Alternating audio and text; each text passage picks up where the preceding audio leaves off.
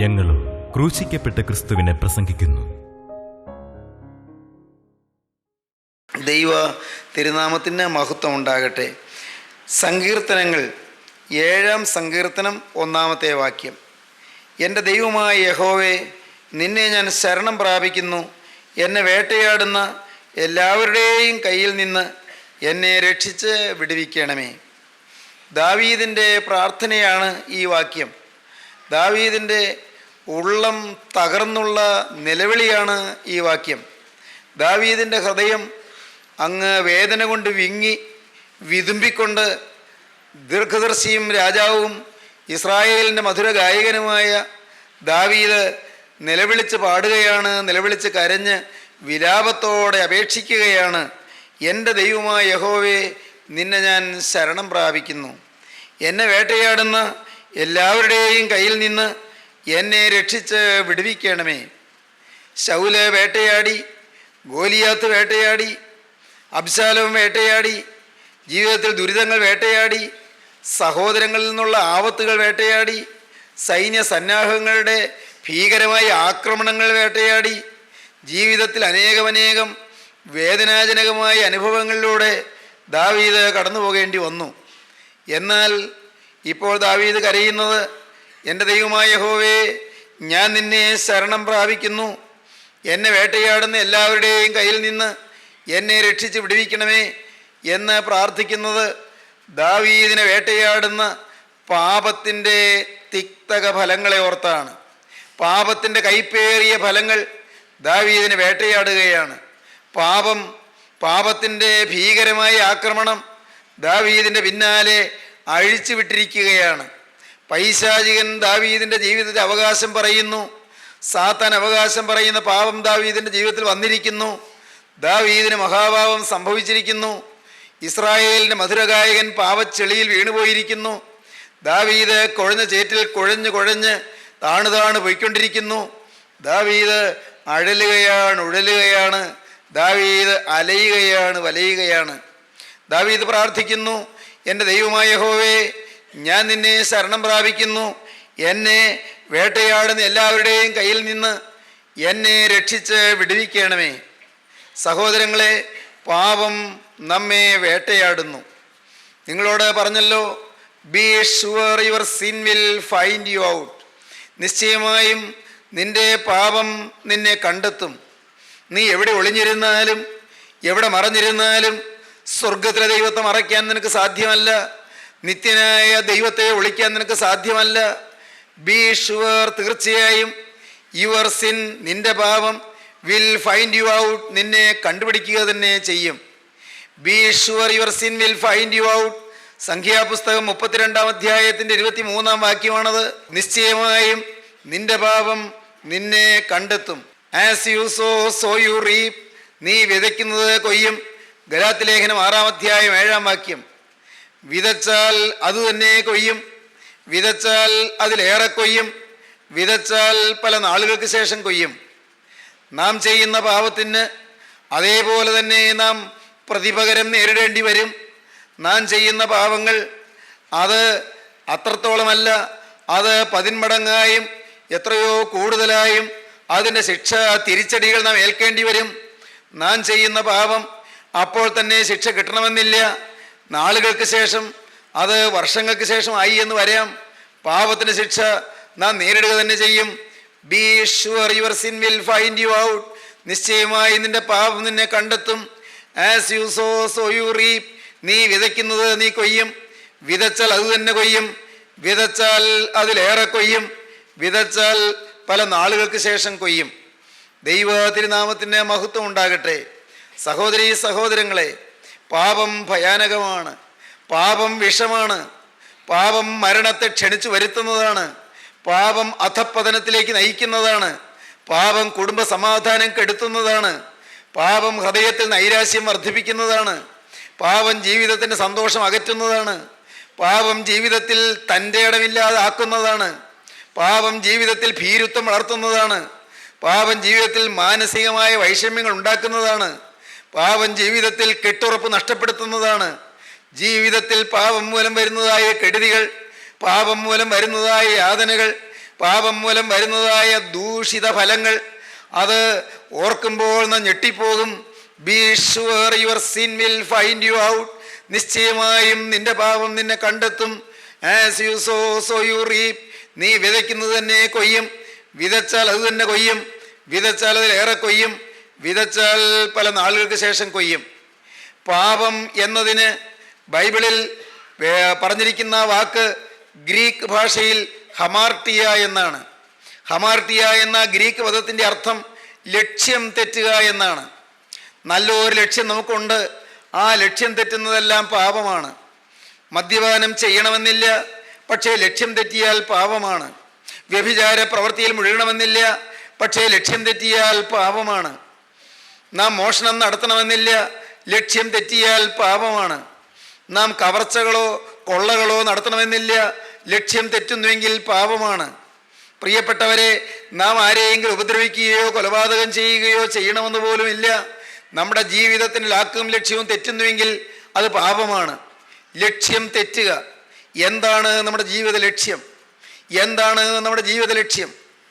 സ്കൂളിലേക്ക് ഏതാനും കുട്ടികൾ നടന്നു പോവുകയായിരുന്നു. ഒരാൾ അവരോട് ചേർന്ന് നടന്നു. അദ്ദേഹം നല്ല ബുദ്ധിസാമർഥ്യമുള്ള ഒരു ദൈവഭക്തനായ മനുഷ്യനാണ്. കൊച്ചുകുട്ടികൾ അവർ ചിരിച്ചും കളിച്ചും വർത്തമാനം പറഞ്ഞും അവരിങ്ങനെ നടന്നു പോകുന്നു സ്കൂളിലേക്ക്. സ്കൂൾ അത്ര ദൂരെയല്ല. അദ്ദേഹം അവരുടെ ചേർന്ന് നടന്നു. അദ്ദേഹം അവരോട് ചോദിച്ചു, മക്കളെ, നിങ്ങൾ എങ്ങോട്ടാണ് പോകുന്നത്? ഞങ്ങൾ സ്കൂളിൽ പോവുകയാണല്ലോ. ഒരുത്തനോട് ചോദിച്ചു, മോനെ, നീ ഏത് ക്ലാസ്സിലാണ് പഠിക്കുന്നത്? ഞാൻ ഇപ്പോൾ 5ാം ക്ലാസ്സിലാണ് പഠിക്കുന്നത്. മോനെ, അത് കഴിഞ്ഞാൽ നീ പിന്നെ എന്താണ്? പിന്നെ എങ്ങനെയാണ് നിൻ്റെ ജീവിതം? അത് കഴിഞ്ഞാൽ ഞാൻ പിന്നെ പിന്നെയും പഠിക്കും. ഞാൻ ഇംഗ്ലീഷൊക്കെ പഠിക്കും. ഞാൻ ഹൈസ്കൂളിൽ ചേർന്ന് പഠിക്കും. ഞാൻ ഇനിയും പഠിക്കും. ശരി, 10ാം ക്ലാസ്സൊക്കെ പാസ്സായി കഴിഞ്ഞാലോ? ഞാൻ പിന്നെയും പഠിക്കും. +1ഉം +2 ഒക്കെ ഞാൻ പഠിക്കും. അത് ശരി, പിന്നെ നീ എന്ത് ചെയ്യും? പിന്നെ ഞാൻ ഒരു ഡിഗ്രി നേടാൻ ഞാൻ പഠിക്കും. മോനെ, അത് കഴിഞ്ഞ് എന്താണ്? അത് കഴിഞ്ഞ് പിന്നെ ഞാൻ നല്ലപോലെ പഠിച്ച് നല്ല ഡിഗ്രികളൊക്കെ സമ്പാദിക്കും. ശരി, അത് കഴിഞ്ഞ് പിന്നെ എങ്ങനെയാണ്? അത് കഴിഞ്ഞ് ഞാൻ നല്ലൊരു ജോലി നേടും, നല്ലൊരു ഉദ്യോഗം സമ്പാദിക്കും. കൊള്ളാമല്ലോ. മോനെ, അത് കഴിഞ്ഞ് അവൻ ഓർത്തു. പയ്യെ അല്പം ലജ്ജയോടെ അവൻ പുഞ്ചിരിച്ചുകൊണ്ട് പറഞ്ഞു, പിന്നെ ഞാനൊരു കല്യാണം കഴിക്കും. ശരി, അത് കഴിഞ്ഞ് പിന്നെ ഞാൻ നന്നായിട്ട് അങ്ങനെ നല്ല ഒരു കുടുംബ ജീവിതം നയിക്കും. പിന്നെ എന്നാ ഞാനങ്ങ് പ്രായമാകും. അതെ, അത് കഴിഞ്ഞ് പ്രായമായി കഴിഞ്ഞാൽ പിന്നെ ഞാനങ്ങ് മരിച്ചു പോകും. മോനെ, അത് കഴിഞ്ഞാലോ? അത്രയും നേരം പറഞ്ഞുകൊണ്ടിരുന്ന ആ കുട്ടി പിന്നെ അവനൊന്നും പറയാനില്ല. അതുവരെ അവന് പറയുവാൻ വാക്കുകളുണ്ട്. മരിച്ചു കഴിഞ്ഞാലോ? പിന്നെ എന്ത് അവൻ അറിഞ്ഞുകൂടാ. ജീവിതത്തിൻ്റെ ലാക്ക് കണ്ടെത്തിയില്ല. പ്രിയപ്പെട്ടവരെ, ഇന്ന് അനേകരും ജീവിക്കുന്നത് ഈ ലോക ജീവിതത്തിന് വേണ്ടിയാണ്. എന്തിനാണ് ജീവിക്കുന്നത്? ജീവിക്കാൻ വേണ്ടി ജീവിക്കുന്നു. അല്ല, എന്തിനാണ് ജീവിക്കുന്നത്? ജീവിക്കാൻ വേണ്ടി. പ്രിയപ്പെട്ടവരെ, ഒന്ന് ചിന്തിക്കൂ. നാം എല്ലാം എന്തിനു വേണ്ടിയാണ് ജീവിക്കുന്നത്? നാം വീട് പണിയുന്നു, നാം ജോലി ചെയ്യുന്നു, നാം വരുമാനം ഉണ്ടാക്കുന്നു, മക്കൾ പിറക്കുന്നു, മക്കളെ വളർത്തുന്നു, മക്കളെ ഉയർന്ന തലങ്ങളിലെത്തിക്കാൻ നാം അധ്വാനിക്കുന്നു, പരിശ്രമിക്കുന്നു, യത്നിക്കുന്നു. ശരി, നാം എന്തിനു വേണ്ടി ജീവിക്കുന്നു? എന്താണ് ലക്ഷ്യം? ജീവിതത്തിൻ്റെ ലക്ഷ്യം എന്താണ്? ജീവിതത്തിൻ്റെ ലക്ഷ്യം പലർക്കും തെറ്റിക്കിടക്കുകയാണ്. ജീവിതത്തിനൊരു ലക്ഷ്യമുണ്ട്. ഈ ഭൗതിക ജീവിതത്തിന് മഹത്തായ ഒരു ലാക്കുണ്ട്. എന്താണ് ആ ലാക്ക്? നിത്യജീവൻ പ്രാപിക്കുക എന്നുള്ളതാണ് ആ ലാക്ക്. നിത്യജീവൻ പ്രാപിക്കുന്നതിന് അതിനുള്ള പരിശീലന കളരിയാണ് ഈ ഭൗതിക ജീവിതകാലം. നമുക്കെല്ലാം അങ്ങനെയാണ്. എനിക്കും അതെ, നിങ്ങൾക്കും അതെ. ഈ ജീവിതകാലം നാം ജോലി ചെയ്യുന്നത്, നാം അധ്വാനിക്കുന്നത്, നാം പൈസ സമ്പാദിക്കുന്നത്, ബാങ്കിൽ പൈസ ഉണ്ടെങ്കിൽ നിക്ഷേപിക്കുന്നത്, നാം ഓരോരോ കാര്യങ്ങൾ ചെയ്യുന്നത്, വിവാഹം കഴിക്കുന്നത്, മക്കളെ വളർത്തുന്നത്, എല്ലാം രോഗം വരുമ്പോൾ ചികിത്സിക്കുന്നത്, നല്ല ഭക്ഷണം കഴിക്കുന്നത്, എല്ലാം എന്തിന്? നമ്മുടെ ആരോഗ്യം നിലനിർത്താനെന്ന് പറയും. ഈ ലോകത്ത് എങ്ങനെയെങ്കിലും ജീവിക്കണമല്ലോ, അതിനുവേണ്ടിയെന്ന് പറയും. ശരി, എന്താണ് ഈ ലോകത്ത് ജീവിക്കുന്നതിൻ്റെ ആത്യന്തികമായ ലാക്ക്? Ultimate goal. അതെന്താണ്? അതിൻ്റെ ആത്യന്തികമായ ലക്ഷ്യം? പ്രിയപ്പെട്ടവരെ, ഈ ഭൗതിക ജീവിതകാലത്താണ് നിത്യജീവൻ പ്രാപിക്കേണ്ടത്. നിത്യതയിലേക്കുള്ള മുതൽക്കൂട്ട് നേടേണ്ടത് ഇവിടെ വെച്ചാണ്. മനുഷ്യൻ ശരീരത്തിൽ ഇരിക്കുമ്പോഴാണ് നിത്യതയ്ക്ക് വേണ്ടി സമ്പാദിക്കേണ്ടത്. എന്താണ് നിത്യതയിലേക്കുള്ള സമ്പാദ്യം? നിത്യതയിലേക്കുള്ള സമ്പാദ്യം അത് ക്രിസ്തുവാണ്. നിത്യതയിലേക്കുള്ള ആ സ്വർഗീയ മൂലധനം കർത്താവായ യേശുക്രിസ്തുവാണ്. സ്നേഹിതരെ, ഈ വാക്കുകളെ നിങ്ങൾ കേൾക്കുമ്പോൾ ശാന്തമായി നിങ്ങൾ ചിന്തിക്കൂ. ക്രിസ്തു നിങ്ങളുടെ ജീവിതത്തിൽ ഇന്ന് കടന്നു വന്നിട്ടുണ്ടോ? നിങ്ങളുടെ ജീവിതത്തിൽ പുലരുന്നുണ്ടോ? നിങ്ങളുടെ ജീവിതത്തിൽ വസിക്കുന്നുണ്ടോ? നിങ്ങളുടെ ജീവിതത്തെ ഭരിക്കുന്നുണ്ടോ? നിങ്ങളുടെ ജീവിതത്തെ നിയന്ത്രിക്കുന്നുണ്ടോ? ക്രിസ്തുവാണ് നമ്മുടെ ജീവിതത്തിൽ നേടേണ്ട ഏറ്റവും വലിയ സമ്പാദ്യം, ഏറ്റവും വലിയ നിധി, ഏറ്റവും വലിയ നിക്ഷേപം. എന്തെല്ലാം ഉണ്ടെങ്കിലും എല്ലാം വ്യർത്ഥം. പ്രിയപ്പെട്ടവരെ, എല്ലാം മാറി മറഞ്ഞു പോകും. എല്ലാം ശവക്കുഴി വരെ മാത്രം. പ്രിയപ്പെട്ടവര് ശവക്കുഴിയുടെ അരികത്ത് വന്ന് വിതുമ്പി കരയും. അപ്പുറം ഒന്നും ചെയ്യാൻ കഴിയുകയില്ല. നമ്മുടെ പണം നമ്മുടെ കൂടെ പോരുകയില്ല. നമ്മുടെ ഓഫീസും നാം ഇന്ന് ഭരിച്ചു കൊണ്ടിരിക്കുന്ന നമ്മുടെ ജീവിത സാഹചര്യങ്ങളും ഒന്നും നമ്മുടെ പിന്നാലെ വരികയില്ല. ഓർക്കൂ, നമ്മുടെ പ്രിയപ്പെട്ട ഭാര്യ അല്ലെങ്കിൽ പ്രിയപ്പെട്ട ഭർത്താവ്, നമ്മുടെ അരുമ പൈതങ്ങൾ, നമ്മുടെ ഓമന കുഞ്ഞുങ്ങൾ, നമ്മുടെ പ്രിയപ്പെട്ട മാതാപിതാക്കൾ, നമ്മുടെ വത്സലരായ സഹോദരങ്ങൾ ആരും ശവക്കുഴിക്ക് അപ്പുറം നമ്മുടെ കൂടെ പോരാൻ സാധിക്കുകയില്ല. അവർ ദുഃഖത്തോടെ വിതുമ്പി കരഞ്ഞുകൊണ്ട് ഏങ്ങലടിച്ചുകൊണ്ട് വിങ്ങി വിങ്ങി വിതുമ്പി അവർ ശവക്കുഴിയുടെ അരികത്ത് നിൽക്കുന്നുണ്ടാകും. പ്രിയപ്പെട്ടവരെ, അതിനപ്പുറത്തേക്കൊരു സമ്പാദ്യമുണ്ട്. അത് സമ്പാദിക്കേണ്ടത് ഈ ശരീരത്തിലിരിക്കുന്ന കാലത്താണ്. നമ്മുടെ ശരീരത്തിൽ ജീവൻ കുടികൊള്ളുമ്പോഴാണ് അപ്പുറത്തേക്ക്, ശവക്കുഴിക്ക് അപ്പുറമുള്ള നിത്യതയിലേക്ക് നാം സമ്പാദ്യം നേടേണ്ടത്. നിത്യത ഒരു യാഥാർത്ഥ്യമാണ്. നിത്യത ഒരു വാസ്തവികതയാണ്. ഒരിക്കൽ നിത്യതയെ നാം നേരിടും. നാം ഓരോരുത്തരും നേരിടും. അത് അനേകരെ പറയും, എനിക്കത് മനസ്സിലാകുന്നില്ല, ഒരു നിത്യതയുണ്ടെന്നൊക്കെ പറഞ്ഞാൽ അതെല്ലാം മനുഷ്യൻ്റെ ഭാവനാ സൃഷ്ടികളല്ലേ? ഭീരുവായ മനുഷ്യൻ അങ്ങനെ അവൻ്റെ ചിന്തയിൽ കൊരുത്തെടുത്ത് മെനഞ്ഞെടുത്ത ചില പ്രമാണങ്ങളല്ലേ നിത്യതയും ദൈവവും മറ്റും എന്ന് യുക്തിവാദികൾ ചിന്തിക്കും. സ്നേഹിതരെ, ഒരാൾ പറയുകയാണ്, ഞാൻ കാണാതെ ഞാൻ വിശ്വസിക്കുകയില്ല എന്ന്. ഞാൻ ചോദിക്കും, സാധാരണ ഞാനങ്ങനെ പറയാറുണ്ട്, ഇതാ BC 323 327 ഇടയ്ക്ക് അലക്സാണ്ടർ ദ ഗ്രേറ്റ് ഇന്ത്യ ആക്രമിച്ചു എന്ന് പള്ളിക്കൂടങ്ങളിൽ കുട്ടികൾ പഠിക്കും. സ്കൂളുകളിലും കോളേജുകളിലും ചരിത്ര ക്ലാസ്സുകളിൽ കുട്ടികൾ പഠിക്കും അലക്സാണ്ടറുടെ ഇന്ത്യ ആക്രമണം. ഞാൻ നേരിട്ട് കണ്ടോ? ഇല്ല. എന്നാൽ ഞാൻ വിശ്വസിക്കുന്നില്ലേ? അതൊരു ചരിത്ര വസ്തുതയാണ്, ഞാൻ വിശ്വസിക്കുന്നു. എന്താ സംശയമില്ലാത്തത്? അത് ചരിത്രത്തിലൊരു വസ്തുതയാണ്, ചരിത്ര യാഥാർത്ഥ്യം, ഞാൻ വിശ്വസിക്കുന്നു. നിങ്ങൾ ശ്വസിക്കുന്നതും ജീവിക്കുന്നതും എന്തുകൊണ്ട്? പ്രാണവായു ഓക്സിജൻ, അത് ശ്വസിക്കുന്നു. ഈ ഓക്സിജൻ ഞാൻ കണ്ടാലേ ഞാൻ വിശ്വസിക്കൂ. ആ പറയുന്നത് അർത്ഥമുള്ളതാണോ? ഓക്സിജൻ നമുക്ക് കാണിക്കാൻ പറ്റുമോ? ഓക്സിജൻ കണ്ടാലേ ഞാൻ വിശ്വസിക്കുകയുള്ളൂ. ഞാൻ പണ്ട് പഠിച്ചു, പൊട്ടാസ്യം പെർമാംഗനേറ്റും മാംഗനീസ് ഡയോക്സൈഡും കൂടി ടെസ്റ്റ് ട്യൂബിലിട്ട് ചൂടാക്കിയാൽ ഓക്സിജൻ കിട്ടുമെന്ന്. ശരി, അത് ഞാൻ ചൂടാക്കിയില്ല, ഞാനത് കലർത്തി ചൂടാക്കി നോക്കിയില്ല. പക്ഷേ ഞാനത് വിശ്വസിക്കുന്നു. കെമിസ്ട്രി ക്ലാസ്സിൽ അധ്യാപകൻ പഠിപ്പിച്ചത് ഞാൻ വിശ്വസിക്കുന്നു. എന്താണ് കാരണം? ഞാൻ നേരിട്ട് പരീക്ഷിച്ചില്ല. അറിയാവുന്നവർ പറഞ്ഞു, വിവരമുള്ളവർ പറഞ്ഞു, എന്നേക്കാൾ ജ്ഞാനികളായവർ പറഞ്ഞു, എന്നേക്കാൾ മഹത്തുക്കളായവർ പറഞ്ഞു. ഞാനത് വിശ്വസിക്കുന്നു. സഹോദരങ്ങളെ, നാം നേരിട്ട് കാണാത്തത് വിശ്വസിക്കുകയില്ല എന്ന് പറയുന്നത് അതൊരു അന്ധതയാണ്, അതൊരു വിഡ്ഢിത്തമാണ്. ഞാൻ പറയട്ടെ, എനിക്ക് എൻ്റെ കണ്ണ് കാണാൻ സാധിക്കുമോ? നിങ്ങളിപ്പോൾ ഇരിക്കുമ്പോൾ നിങ്ങളുടെ കണ്ണൊന്ന് നോക്കിയേ, നിങ്ങളുടെ കണ്ണ് നിങ്ങൾക്ക് കാണാൻ സാധിക്കുമോ? എൻ്റെ കണ്ണ് എനിക്ക് കാണാൻ വയ്യ, എനിക്ക് നിങ്ങളുടെ കണ്ണുകൾ കാണാം. എൻ്റെ കണ്ണ് എനിക്ക് കാണാൻ വയ്യ, നിങ്ങൾക്ക് നിങ്ങളുടെ സ്വന്തം കണ്ണ് കാണാൻ വയ്യ, മറ്റുള്ളവരുടെ കണ്ണ് കാണാം. അതുകൊണ്ട് എനിക്ക് കണ്ണില്ല എന്ന് പറയുന്നത് എന്തോ ഒരു വിഡ്ഢിത്തമായിരിക്കും. സഹോദരങ്ങളെ, തോമസ് ക്യാമ്പൽ എന്ന് പറയുന്ന ഒരു വിശ്രുതനായ ആംഗ്ലേയ കവി ഉണ്ടായിരുന്നു. അദ്ദേഹം ഒരു അന്ധബാലനെ കുറിച്ചൊരു മനോഹരമായ കവിത രചിച്ചിട്ടുണ്ട്. അന്ധനായ ഒരു ബാലൻ, കണ്ണുകാഴ്ചയില്ലാത്തൊരു കുട്ടി, ആ കുട്ടി ഇരുന്ന് വിതുമ്പുകയാണ്, അവനിരുന്ന് കരയുകയാണ്. അവൻ ഇങ്ങനെയാണ് കരയുന്നത്: O say what's a thing called light, I must never enjoy, what are the blessings of sight, O tell your poor blind boy. ആ ബ്ലൈൻഡ് ബോയ്, ആ അന്ധനായ ബാലൻ, അവൻ പറയുകയാണ്, O what's the thing called light. ഈ വെളിച്ചം എന്ന് പറയുന്നത്, ആളുകൾ വെളിച്ചം എന്ന് പറയുന്നത് അതെന്താണെന്ന് എനിക്കൊന്ന് പറഞ്ഞു തരാമോ? O say what's a thing called light which I must never enjoy. എനിക്കൊരിക്കലും ആസ്വദിക്കാനോ അനുഭവിക്കാനോ എനിക്ക് അത് രുചി പറ്റാനോ കഴിയാത്തതായ ആ വെളിച്ചം എന്ന് പറയുന്നത്, എനിക്ക് ഒരിക്കലും കാണാൻ പറ്റാത്തതായ വെളിച്ചം, അതെങ്ങനെ ഇരിക്കും ഒന്ന് പറഞ്ഞു തരാമോ? O say what's a thing called light which I must never enjoy. What are the blessings of sight? O tell your poor blind boy.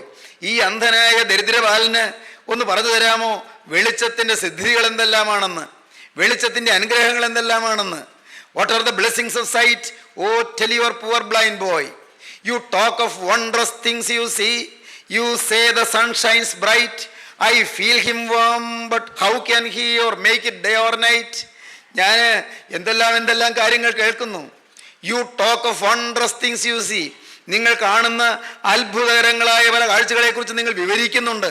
ഞാൻ ഇന്നത് കാണുന്നു, പൂക്കൾ കാണുന്നു, പ്രകൃതി കാണുന്നു, സുന്ദര വസ്തുക്കൾ കാണുന്നു, മനോഹര ദൃശ്യങ്ങൾ കാണുന്നു. നിങ്ങളിങ്ങനെ പേർത്തും പലതും കാണുന്ന കാര്യങ്ങളെ നിങ്ങൾ വിവരിക്കുന്നുണ്ട്, വർണ്ണിക്കുന്നുണ്ട്. You talk of wondrous things you see. You say the sun shines bright. സൂര്യൻ നല്ല ഉജ്ജ്വലത്തായി പ്രകാശിക്കുന്നു നിങ്ങൾ പറയുന്നു. I feel him warm. എനിക്ക് സൂര്യൻ്റെ ചൂട് കിട്ടുന്നുണ്ട്. But how can he or make it day or night. സൂര്യൻ എങ്ങനെയാണ് ഈ പകലും രാവും ഉണ്ടാക്കുന്നത്? എനിക്ക് മനസ്സിലാകുന്നില്ല. നിങ്ങൾ എനിക്കൊന്ന് പറഞ്ഞു തരാമോ? സൂര്യൻ പകലും രാവും ഉണ്ടാക്കുന്നത് പറയുന്നു. സൂര്യൻ ഉദിക്കുമ്പോൾ പകലെന്നും സൂര്യൻ അസ്തമിക്കുമ്പോൾ രാത്രി എന്നൊക്കെ നിങ്ങൾ പറയുന്നു. അതെങ്ങനെ ഇരിക്കുമെന്ന് പറഞ്ഞു തരാമോ? My day or night myself I make whenever I sleep or play, and could I ever keep awake with me to our always day. ഞാൻ എൻ്റെ പകലിൻ്റെ ആവും ഞാൻ തന്നെയാണ് ഉണ്ടാക്കുന്നത്. എനിക്ക് സൂര്യൻ്റെ ആവശ്യമില്ല, എനിക്ക് സൂര്യൻ്റെ സഹായം വേണ്ട. My day or night myself I make. എൻ്റെ പകലിൻ്റെ ആവും ഞാൻ തന്നെത്താൻ ഉണ്ടാക്കുന്നു. whenever I sleep or play. ഞാൻ കളിക്കുമ്പോഴെല്ലാം എൻ്റെ പകല്, ഞാൻ ഉറങ്ങുമ്പോഴെല്ലാം എൻ്റെ രാത്രി. whenever I sleep or play. എപ്പോഴെല്ലാം ഞാൻ ഉറങ്ങുന്നു അപ്പോഴെല്ലാം എൻ്റെ രാത്രി, എപ്പോഴെല്ലാം ഞാൻ കളിക്കുന്നു അപ്പോഴെല്ലാം എൻ്റെ പകല്. and could I ever keep awake with me to your always day. ഞാൻ എപ്പോഴെല്ലാം ഉറക്കം തെളിഞ്ഞിരിക്കുന്നു അപ്പോഴെല്ലാം എനിക്ക് പകലാണ്. പാവം അന്ധനായ ബാലൻ, അവന് വെളിച്ചത്തിൻ്റെ ആ മാധുര്യം ആസ്വദിക്കാൻ കഴിഞ്ഞില്ല. അവനിരുന്ന് വിതുമ്പി കരയുകയാണ്. വെളിച്ചം എന്താണ്? വെളിച്ചം എങ്ങനെയിരിക്കും? സഹോദരങ്ങളെ, ഞാനിപ്പോൾ നിങ്ങളോട് സ്നേഹത്തോടെ പറയട്ടെ, അനേകരുടെ ആത്മക്കണ്ണുകൾ അടഞ്ഞിരിക്കുകയാണ്. യുക്തി ചിന്തകൾ കൊണ്ട് മനസ്സ് മൂടിയിരിക്കുകയാണ്. ദൈവമില്ല എന്നും ഈ ലോക ജീവിതത്തിന് അപ്പുറം ഒരു നിത്യത ഇല്ല എന്നും ചിന്തിക്കത്തക്കവണ്ണമുള്ള ആന്ധ്യം ബാധിച്ചിരിക്കുകയാണ്, അന്ധകാരം ബാധിച്ചിരിക്കുകയാണ്. തമോവൃതമായ മനസ്സ്, ഇരുളടഞ്ഞതായ ബുദ്ധി, മനസ്സ് ഇന്ന് തകരാറിലായിരിക്കുകയാണ്. നിങ്ങൾക്കറിയാമോ പ്രിയപ്പെട്ടവരെ, Charles Darwin theory of evolution എന്ന് പറയുന്ന പരിണാമ സിദ്ധാന്തം ആവിഷ്കരിച്ച ചാൾസ് ഡാർവിൻ എന്ന ശാസ്ത്രജ്ഞൻ, അദ്ദേഹം പറഞ്ഞത് ബൈബിൾ മിഥ്യയാണെന്നും ബൈബിളിലെ സൃഷ്ടി വൃത്താന്തമെല്ലാം അബദ്ധമാണെന്നുമാണ്. മിയർ അബ്സേർഡിറ്റി എന്നാണ് അദ്ദേഹം പറഞ്ഞത്. എന്നാൽ അദ്ദേഹം തന്നെ പിൽക്കാലത്ത് തിരുത്തി പറഞ്ഞുവെന്ന് ക്രിയേഷൻ ഓർ എവല്യൂഷൻ എന്ന് പറയുന്ന പുസ്തകത്തിൽ, സൃഷ്ടിയോ പരിണാമമോ എന്ന പേരിൽ മലയാളത്തിൽ പ്രസിദ്ധീകരിച്ചിട്ടുള്ള പുസ്തകത്തിൽ ഡോക്ടർ ഈനോക്ക് പറയുന്നുണ്ട്, ഈ ചാൾസ് ഡാർവിൻ പിൽക്കാലത്ത് ദൈവവിശ്വാസിയായി തീർന്നുവെന്ന്, ദൈവവിശ്വാസം അനുഭവിച്ചുവെന്ന്, ബൈബിൾ സത്യമാണെന്നും മിഥ്യയല്ലെന്നും അദ്ദേഹത്തിന് ബോധ്യപ്പെട്ടുവെന്ന്. ഞാൻ വിവരിക്കാനല്ലത് പറയുന്നത്, ഒരു കാര്യം ചൂണ്ടിക്കാണിക്കുകയാണ്. ചാൾസ് ഡാർവിൻ ദൈവം ഇല്ലെന്ന് പറഞ്ഞാലും ദൈവം ഉണ്ടെന്ന് പറഞ്ഞാലും നമുക്കൊന്നുമില്ല. ദൈവമുണ്ട്, ഒരു നിത്യതയുണ്ട്. നാം ഓരോരുത്തരും നിത്യതയിലേക്ക് അടുക്കുക തന്നെ ചെയ്യും. നാം ആരും നിത്യതയിൽ നിന്ന് ഒഴിവാകുകയില്ല. ആ നിത്യത ഒന്നുകിൽ സ്വർഗം അല്ലെങ്കിൽ നരകം എന്നുള്ളത് പരമ യാഥാർത്ഥ്യമാണ്. ആ നിത്യത ഞാൻ സ്വർഗത്തിലെത്തണമോ നരകത്തിലെത്തണമോ എന്ന് തീരുമാനിക്കാനുള്ള സ്വാതന്ത്ര്യവും അവകാശവും എൻ്റേതാണ്. അത് ആർക്കും എൻ്റെ മേൽ അടിച്ചേൽപ്പിക്കാൻ സാധ്യമല്ല. എന്നെ ആർക്കും ബലബന്ധം ചെയ്യാൻ സാധ്യമല്ല. എനിക്ക് ദൈവം കൃപയാൽ ഒരു ഇച്ഛാശക്തി തന്നിട്ടുണ്ട്, വിൽ പവർ തന്നിട്ടുണ്ട്. എനിക്ക് ദൈവം ഒരു വിശേഷ ബുദ്ധി തന്നിട്ടുണ്ട്. നിങ്ങൾക്ക് ഓരോരുത്തർക്കും ഈ വിശേഷ ബുദ്ധിയുണ്ട്. നിങ്ങൾക്ക് സ്വയം തീരുമാനിക്കാം, നിത്യതയ്ക്ക് വേണ്ടി ഞാൻ ഒരുങ്ങണമോ? വിശ്വവന്മാരായ പുണ്യവാന്മാരായ വിശുദ്ധ പിതാക്കന്മാര് പൂർവിക പാരമ്പര്യത്തിൻ്റെ തലയെടുപ്പോടെ നിന്നുകൊണ്ട് പ്രഖ്യാപിച്ചിട്ടുണ്ട് നിത്യതയുണ്ട് എന്ന്. ആ നിത്യതയിലേക്ക് നാം പ്രയാണം ചെയ്യുന്നുവെന്ന്. മരണത്തിന് ശേഷം ഒരു നിത്യതയുണ്ട്. ആ നിത്യതയിൽ നാം ഓരോരുത്തരും ചെന്ന് ചേരണമെങ്കിൽ ഇവിടെ വെച്ച് ക്രിസ്തു എന്ന മൂലധനം നാം പ്രാപിക്കണം. നിത്യജീവനിലെത്തണമെങ്കിൽ ക്രിസ്തു എന്ന ആ സ്വർഗീയ നിക്ഷേപം നമ്മുടെ കരഗതമായില്ല എന്ന് വരികിൽ നമുക്ക് ലഭിച്ചില്ല എന്ന് വരികിൽ പ്രിയപ്പെട്ടവരെ, നാം തള്ളപ്പെട്ടു പോകും. നിത്യ അന്ധകാരത്തിലേക്ക്, നിത്യശൂന്യതയിലേക്ക്, നിത്യദണ്ഡനത്തിലേക്ക് നാം എല്ലാം ഉപേക്ഷിക്കപ്പെട്ടു പോകും. അത് ദൈവം നമ്മെ തള്ളിക്കളയുന്നതല്ല, ദൈവം നമ്മെ ശിക്ഷിക്കുന്നതല്ല, ദൈവം നമ്മെ ഇറക്കി വിടുന്നതല്ല. നാം സ്വയം നിത്യ അന്ധകാരത്തിലേക്ക് നീങ്ങുവാൻ നമ്മെ തന്നെ നാം നയിക്കുന്നതാണ്. നമ്മുടെ ജീവിതത്തിൽ മരണത്തിന് ശേഷം നിത്യജീവനോ നിത്യനരകമോ എന്ന് നാം തന്നെയാണ് തീരുമാനിക്കുന്നത്. അത് നമുക്ക് ദൈവം തന്നിരിക്കുന്ന ഒരു മഹാഭാഗ്യമാണ്. ദൈവം ആരെയും നിർബന്ധിക്കുന്നില്ല. പക്ഷേ ദൈവം കൃപയാൽ നമുക്ക് സത്യവചനം തരുന്നു, ജീവന്റെ വചനം തരുന്നു. പാപം നമ്മെ കണ്ടെത്തുന്നതിന് മുൻപ് നാം പാപത്തെ കണ്ടെത്തി ഉപേക്ഷിച്ചാൽ ക്രിസ്തു നമ്മുടെ ഹൃദയത്തിൽ വരും. പാപം നമ്മെ കണ്ടെത്തുന്നതിന് മുൻപ് നാം പാപത്തെ കണ്ടെത്തി ഉപേക്ഷിക്കുകയും പാപത്തെ ഏറ്റുപറഞ്ഞ് ഉപേക്ഷിക്കുകയും ചെയ്ത് ക്രിസ്തുവിനെ പ്രാപിച്ചാൽ ക്രിസ്തു വസിക്കുന്ന ദൈവരാജ്യത്തിൽ നമുക്കെല്ലാം കടന്നു ചെല്ലാൻ കഴിയും. അതെന്തോ ഒരു പദവിയാണ്, അതെന്തോ ഒരു ഭാഗ്യമാണ്. ഇവിടെ കണ്ണുനീരുണ്ട്, ഇവിടെ ദുരിതങ്ങളുണ്ട്, ഇവിടെ വേദനകളുണ്ട്, ഇവിടെ യാതനകളുണ്ട്, ഇവിടെ കഷ്ടങ്ങളുണ്ട്, ഇവിടെ നഷ്ടങ്ങളുണ്ട്, ഇവിടെ എതിർപ്പുകളുണ്ട്, ഇവിടെ ആക്രമണങ്ങളുണ്ട്, ഇവിടെ പരാതികളുണ്ട്, ഇവിടെ പരിഭവങ്ങളുണ്ട്, ഇവിടെ രോഗങ്ങളുണ്ട്, ഇവിടെ വേദനകളുണ്ട്. പ്രിയപ്പെട്ടവരെ, എന്നാൽ ഇതൊന്നുമില്ലാത്ത നിത്യശോഭന തീരത്ത് നാം എല്ലാം എത്തിച്ചേരണമെന്ന് സ്വർഗത്തിലെ ദൈവം നമ്മെ കുറിച്ച് ആഗ്രഹിക്കുന്നു. അതുകൊണ്ട് ആ ലക്ഷ്യത്തിലേക്ക് ദൈവം നമ്മെ നയിക്കുകയാണ്. അതാണ് തിരുവചനം ചെയ്യുന്നത്, അതാണ് ക്രിസ്തു ചെയ്യുന്നത്, അതാണ് ദൈവത്തിന്റെ പരിശുദ്ധാത്മാവ് നിർവഹിച്ചു കൊണ്ടിരിക്കുന്നത്. അതാണ് സുവിശേഷം. പ്രിയപ്പെട്ടവരെ, ഈ സുവിശേഷം അത് സദ്വർത്തമാനമാണ്, അത് ഗുഡ് ന്യൂസ് ആണ്. എന്താണ് ഗുഡ് ന്യൂസ്? ഈ ഗുഡ് ന്യൂസ് എന്താണ്?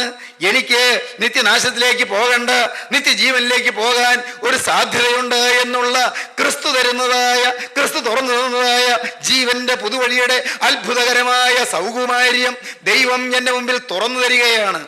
സഹോദരീ സഹോദരങ്ങളെ, ഇന്ന് ഈ വാക്കുകൾ നിങ്ങൾ കേൾക്കുമ്പോൾ നിങ്ങൾക്ക് തീരുമാനിക്കാം നിങ്ങളുടെ ജീവിതത്തിൽ ലക്ഷ്യം തെറ്റാതെ പോകണമോ എന്ന്. ഹമാർട്ടിയ ലക്ഷ്യം തെറ്റുക. ലക്ഷ്യം തെറ്റാതെ സത്യലാക്കിലേക്ക് പോകാൻ ആർക്കും സാധിക്കുന്നതാണ്. അതിന് മനുഷ്യൻ യത്നിക്കേണ്ട. സഹോദരങ്ങളെ, നിങ്ങൾക്ക് ഒരു കാരണവശാലും എത്താൻ സാധ്യമല്ലാത്ത ലക്ഷ്യത്തിൽ നിങ്ങൾ എത്തിക്കുവാൻ കർത്താവായ യേശുക്രിസ്തു സ്വർഗത്തിൽ നിന്ന് ഭൂമിയിലേക്ക് ഇറങ്ങി വന്നു. ഒരു കാരണവശാലും നമുക്കവിടെ എത്താൻ സാധിക്കുമായിരുന്നില്ല. ഒരു കാരണവശാലും ഈ ഭൂമിയിലെ ഒരു മനുഷ്യനും നിത്യപരിശുദ്ധനായ തേജോമയനായ ദൈവത്തിന്റെ വിശുദ്ധമായ ദൈവരാജ്യത്തിലെത്തുവാൻ സാധിക്കുമായിരുന്നില്ല. അതുകൊണ്ട് ദൈവത്തിന്റെ അനന്ത സ്നേഹം തന്റെ ഏകജാതനായ തിരുക്കുമാരനെ ഭൂമിയിലേക്ക് അയക്കുവാൻ തിരുമനസ്സായി. അതാണ് ബേത്ലഹേം പുൽക്കൂട്ടിലെ തിരുപ്പിറവി. അതാണ് ഗോകുൽത്താ കുരിശിലെ ക്രൂശീകരണത്തിന്റെ അത്ഭുതകരമായ സ്വർഗീയ സൗഭാഗ്യം. സഹോദരങ്ങളെ, ക്രൂസിൽ ക്രിസ്തു മരിച്ചതിനാൽ ഏത് പാപിക്കും വീണ്ടെടുപ്പ് ലഭിക്കുകയാണ്. ക്രൂസിൽ തന്റെ ജീവൻ വെടിഞ്ഞതിനാൽ ഏത് അശുദ്ധനും വിശുദ്ധനാകാനുള്ള സാധ്യത ലഭിക്കുകയാണ്. എന്തുകൊണ്ട്? ഞാൻ എന്ന് പറയുന്ന മനുഷ്യൻ പാപിയാണ്, ഞാൻ നിസ്സാരനാണ്, ഞാൻ അല്പപ്രാണിയാണ്, ഞാനോ ഏറ്റവും ഹീനജീവിയാണ്. എന്നാലോ എനിക്ക് ഒരിക്കലും എത്തിപ്പെടാൻ സാധ്യമല്ലാത്ത സ്വർഗീയ വാനഭൂവിലെത്താൻ നിത്യനായ ദൈവത്തിന്റെ അരുമകരം വന്ന് ആഴമുള്ള കുഴിയിൽ നിന്നും കുഴഞ്ഞ ചേറ്റിൽ നിന്നും എന്നെ പിടിച്ച് കരയേറ്റുവാൻ തൻ്റെ ആണിപ്പാടുള്ള എൻ്റെ നേരെ നീട്ടുകയാണ്. ഞാൻ ശ്രമിക്കും തോറും ഞാൻ താണു പോവുകയുള്ളൂ. ഞാൻ ശ്രമിക്കും തോറും താണു പോകും. എന്നാൽ എൻ്റെ ദൈവത്തിന്റെ കരം വന്ന് എന്നെ ഈ ചെളിയിൽ നിന്ന് ഉയർത്തുമ്പോൾ എനിക്ക് പൊങ്ങാൻ സാധിക്കും. ഞാൻ താണു പോവുകയാണ്. അതാണ് ദാവീദ് പറയുന്നത് 40-ാം സങ്കീർത്തനത്തിൽ, ഞാൻ യഹോവയ്ക്കായി കാത്തിരുന്നു, അവൻ എങ്കലേക്ക് ചാഞ്ഞു, എൻ്റെ നിലവിളി കേട്ടു. നാശകരമായ കുഴിയിൽ നിന്നും കുഴഞ്ഞ ചേറ്റിൽ നിന്നും അവൻ എന്നെ കയറ്റി, എൻ്റെ കാലുകളെ ഒരു പാറമേൽ നിർത്തി, എൻ്റെ ഗമനം സ്ഥിരമാക്കി. അവൻ എൻ്റെ വായിൽ പുതിയൊരു പാട്ട് തന്നു. നമ്മുടെ ദൈവത്തിന് സ്തുതി തന്നെ. പലരും അത് കണ്ട് ഭയപ്പെട്ട യഹോവയിൽ ആശ്രയിക്കും. ഈ വാക്കുകളെ കേൾക്കുന്ന ആരെല്ലാം നാശകരമായ കുഴിയിൽ കിടക്കുന്നു, കുഴഞ്ഞ ചേറ്റിൽ താണു പോയിക്കൊണ്ടിരിക്കുന്നു. ഉയരണമെന്നുണ്ട്, മദ്യപാനം വിടണമെന്നുണ്ട്, ഈ അരുതാത്ത ദുഷിച്ച ബന്ധങ്ങളിൽ നിന്നൊരു മോചനം കിട്ടണമെന്നുണ്ട്, കൊള്ളരുതായ്മകൾ ജീവിതത്തിൽ നിന്ന് മാറ്റണമെന്നുണ്ട്. പക്ഷേ സാധിക്കാതെ വലയുന്നവരാരെല്ലാം ഉണ്ട്.